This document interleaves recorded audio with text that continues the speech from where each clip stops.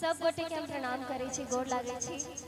आई पहले बेर हम अहाँ सबके बीच समोरिया एलहुँ है, बड़ नीक लागि रहल अछि। एना लागे कि हम अपने गांव में काली पूजा दुर्गा पूजा में गाबे एलहुँ है, बड़ नीक लागेगा। एक बार जोरदार अहाँ सब अपना लेल थपड़ी बजा दिए।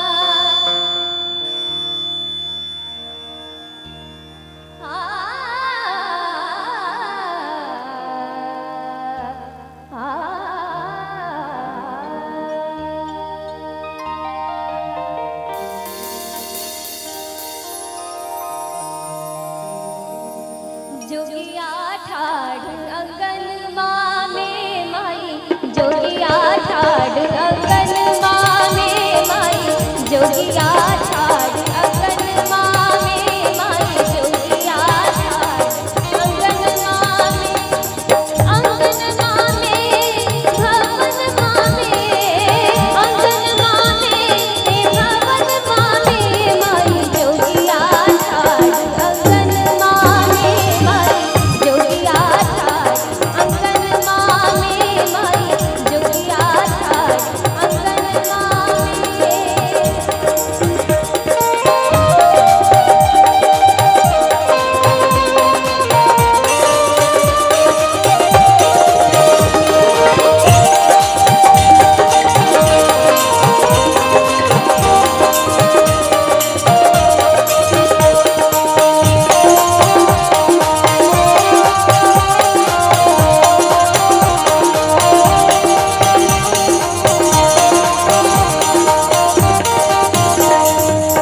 दांत टूटल छनी केश पाकल छनी, दांत टूटल छनी केश पाकल छनी, दांत टूटल छनी आ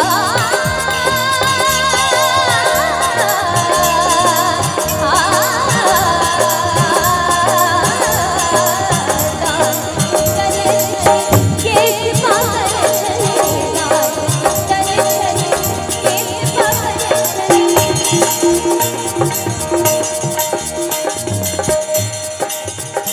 अहाँ सबके हमर आवाज प्रॉपर सुनाई दे रहल है? अहाँ सब सुन पाबि रहल छी? शब्द बुझे में आबे है? एक बेर अहाँ माइक के लिए ना करे कि हमर आवाज से होता, क्योंकि हमरा अपने बुझे में नहीं आबे कि हम की गाबि रहल छी। हाँ, कनी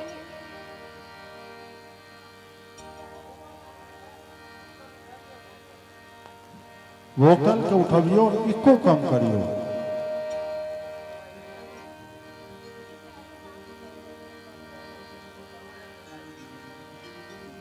दांत टूटल छनी केश पाकल छनी, दांत टूटल छनी केश पाकल छनी, चित्र विचित्र ओढ़न मामे, चित्र विचित्र ओढ़न मामे माई, जोगिया ठाड़ अंगन मामे माई, जोगिया ठाड़ अंगन मामे, अंगन मामे हे भवन मामे, अंगन मामे हे भवन मामे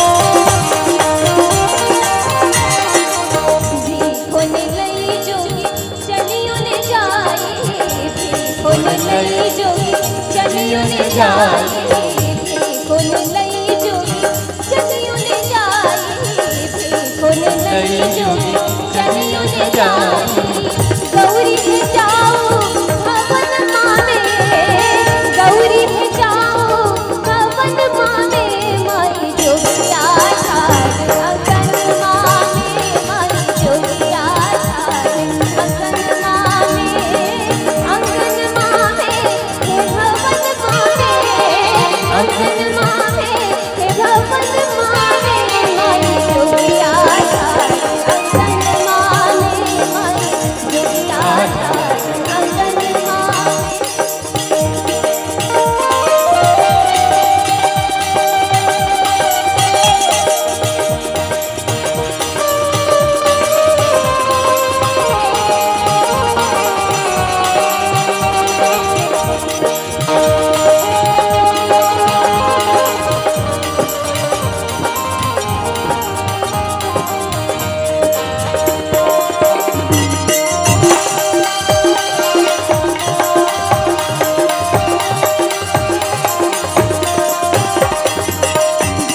विद्यापति